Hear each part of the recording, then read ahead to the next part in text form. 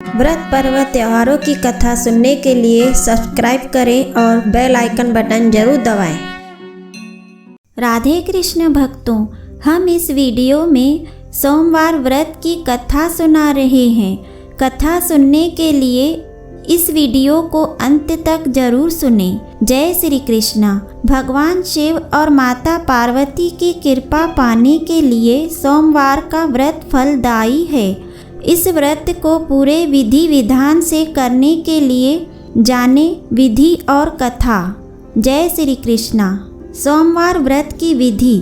नारद पुराण के अनुसार सोमवार व्रत में व्यक्ति को प्रातः स्नान करके शिव जी को जल और बेल पत्र चढ़ाना चाहिए तथा शिव गौरी की पूजा करनी चाहिए। शिव पूजन के बाद सोमवार व्रत कथा सुननी चाहिए। इसके बाद केवल एक समय ही भोजन करना चाहिए। साधारण रूप से सोमवार का व्रत दिन के तीसरे पहर तक होता है, मतलब शाम तक रखा जाता है। सोमवार व्रत 3 प्रकार का होता है: प्रति सोमवार व्रत, सौम्य प्रदोष व्रत और 16 सोमवार का व्रत। इन सभी व्रतों के लिए एक ही विधि होती है। कथा शुरू। एक समय की बात है, किसी नगर में एक साहूकार रहता था। उसके घर में धन की कोई कमी नहीं थी, लेकिन उसकी कोई संतान नहीं थी। इस कारण वह बहुत दुखी था।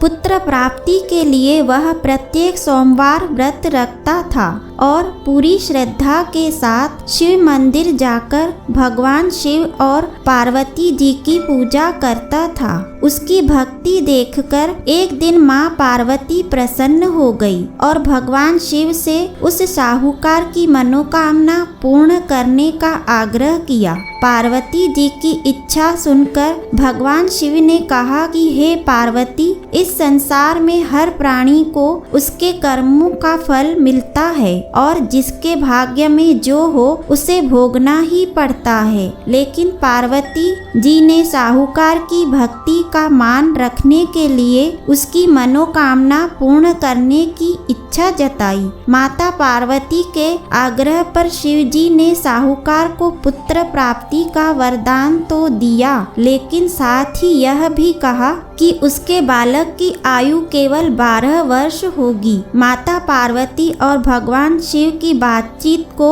साहूकार सुन रहा था। उसने तो इस बात की खुशी थी और ना ही दुख। वह पहले की भांति शिव जी की पूजा करता था। कुछ समय के बाद साहूकार के घर एक पुत्र का जन्म हुआ। जब वह बालक 11 वर्ष का हुआ तो उसे पढ़ने के लिए काशी भेज दिया। साहूकार ने पुत्र के मामा को बुलाकर उसे बहुत सारा धन दिया और कहा कि तुम इस बालक को काशी विद्या प्राप्त के लिए ले जाओ और मार्ग में यज्ञ कराना। जहाँ भी यज्ञ कराओ वहाँ ब्राह्मणों को भोजन कराते और दक्षिणा देते हुए जाना। दोनों मामा भांजे इसी तरह यज्ञ कराते और ब्राह्मणों को दान दक्षिणा देते काशी की ओर चल पड़े। रात में एक नगर पड़ा जहाँ नगर के राजा की कन्या का विवाह था, लेकिन जिस राजकुमार से उसका विवाह होने वाला था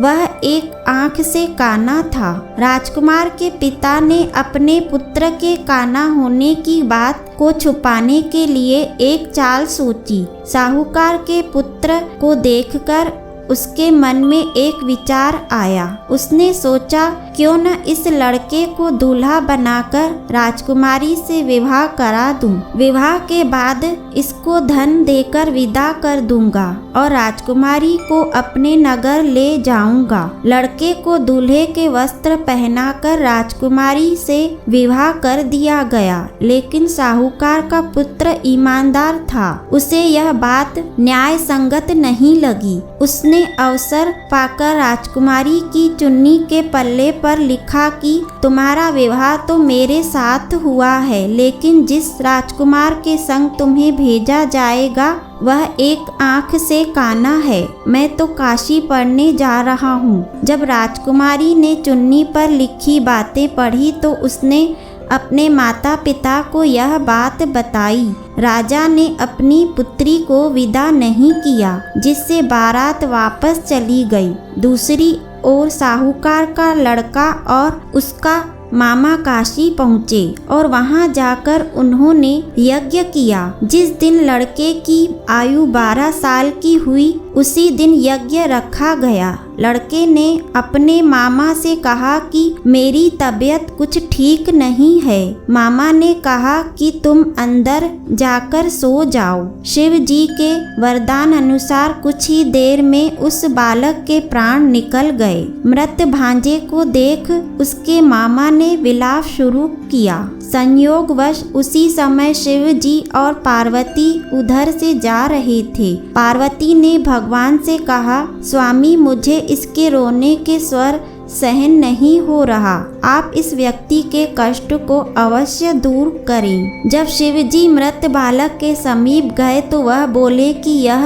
उसी साहूकार का पुत्र है जिसे मैंने 12 वर्ष की आयु का वरदान दिया। अब इसकी आयु पूरी हो चुकी है। लेकिन मृत भाव से विभोर माता पार्वती ने कहा कि हे महादेव, आप इस बालक को और आयु देने की कृपा करें, अन्यथा इसके वियोग में इसके माता पिता भी तड़प तड़प कर मर जाएंगे। माता पार्वती के आग्रह पर भगवान शिव ने उस लड़के को जीवित होने का वरदान दिया। शिव जी की कृपा से वह लड़का जीवित हो गया। शिक्षा समाप्त करके लड़का मामा के साथ अपने नगर की ओर चल दिया। दोनों चलते हुए उसी नगर में पहुँचे जहाँ उसका विवाह हुआ था। उस नगर में भी उन्होंने यज्ञ का आयोजन किया। उस लड़के के ससुर ने उसे पहचान लिया और महल में ले जाकर उसकी खातिरदारी की और अपनी पुत्री को विदा किया। इधर साहूकार और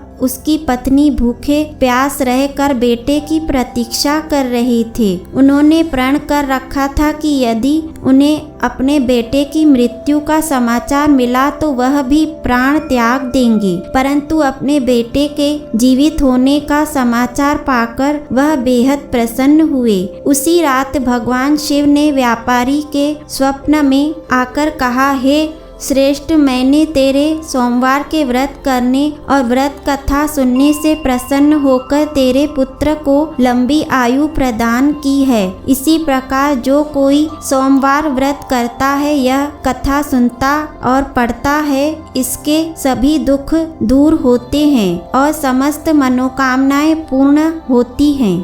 जय श्री कृष्ण। अगर आपको कथा पूजन विधि या पूजन सामग्री सुननी है तो कमेंट में ज़रूर बताएं। अगर आपको यह वीडियो अच्छा लगा तो इसे लाइक करें। राधे कृष्णा।